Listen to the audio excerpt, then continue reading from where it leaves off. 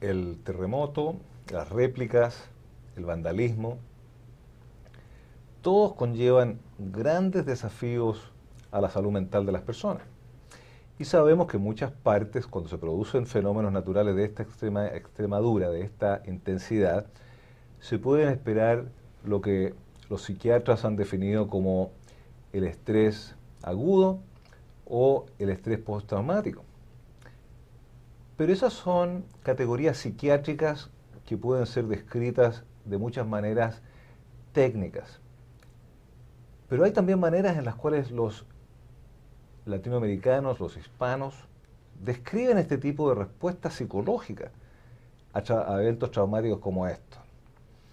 Así que le vamos a pedir a Ángelo que nos cuente un poco cuáles son esas maneras de definir la reacción psicológica que los latinos tienen, en este caso los chilenos, y cuál es el nombre técnico que usamos. Bueno, tenemos dos cosas importantes que entender y desde el aspecto multicultural son muy propios de nuestra cultura.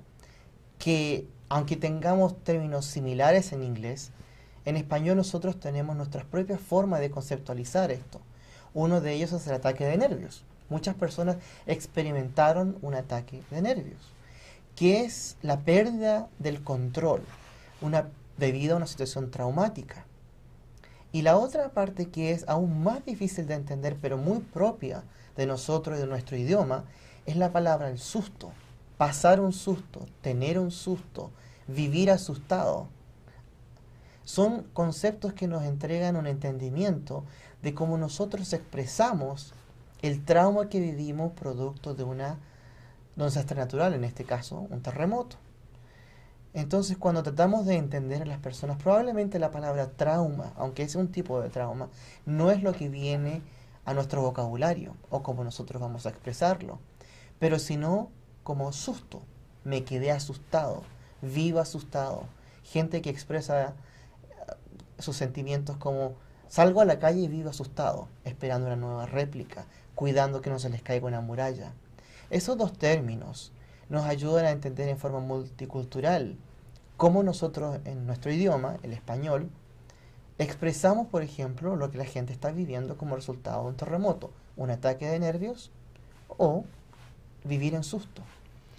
Y eso está muy bien ilustrado por una de nuestras entrevistadas de hoy día, que nos contaba que en su primer momento ella, y usando sus propias palabras, se volvió loquita.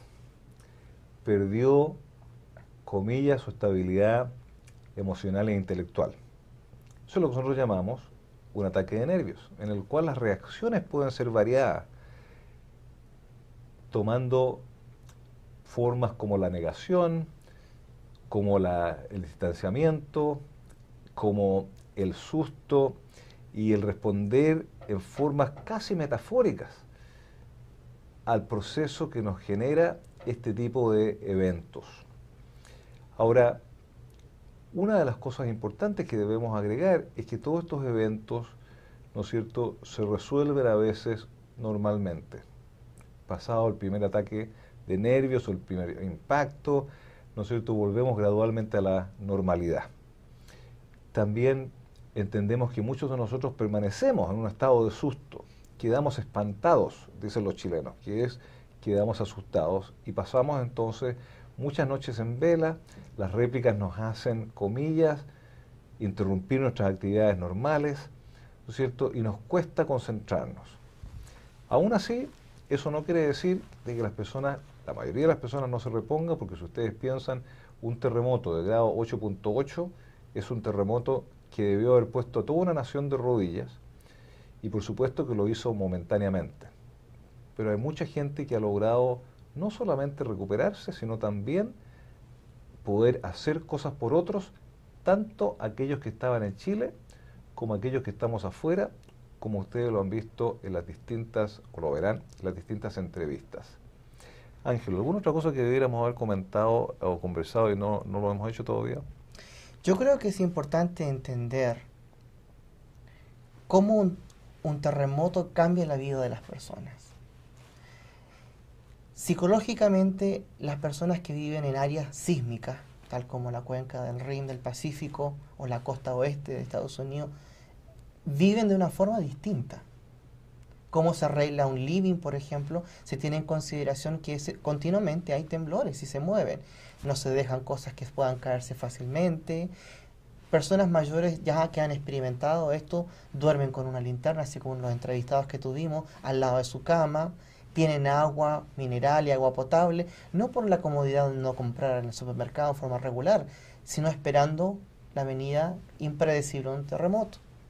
Por otro lado, los servicios psicológicos que las personas viven y necesitan como resultado de estos desastres naturales, particularmente un terremoto, son importantísimos de entender.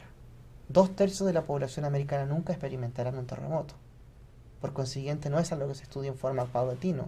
Lo otro es que los terremotos, a diferencia de otros fenómenos, desastres naturales, no ocurren tan a menudo como un huracán o como una inundación. Ocurren cada 20 o 30 años.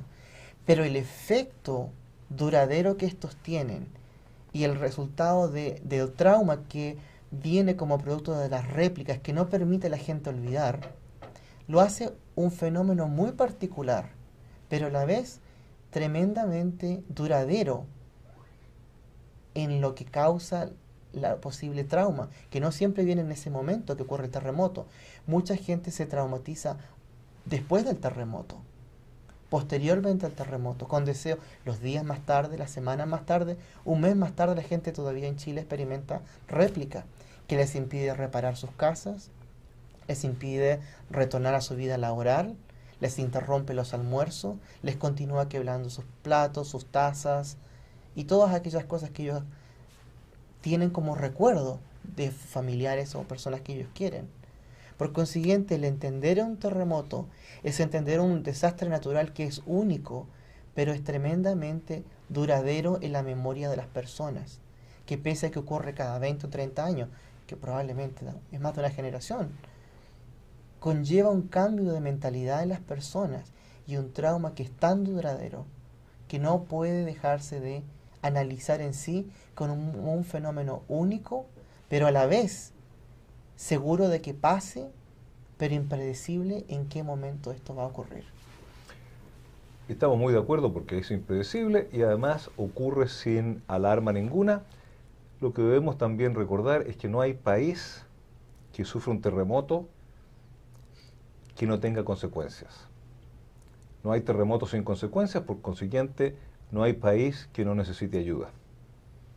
Recuerde que todavía están disponibles todos los números de teléfono para hacer donaciones, tales como el número de la Cruz Roja y otras agencias internacionales que ayudan directamente a los chilenos que lo necesitan.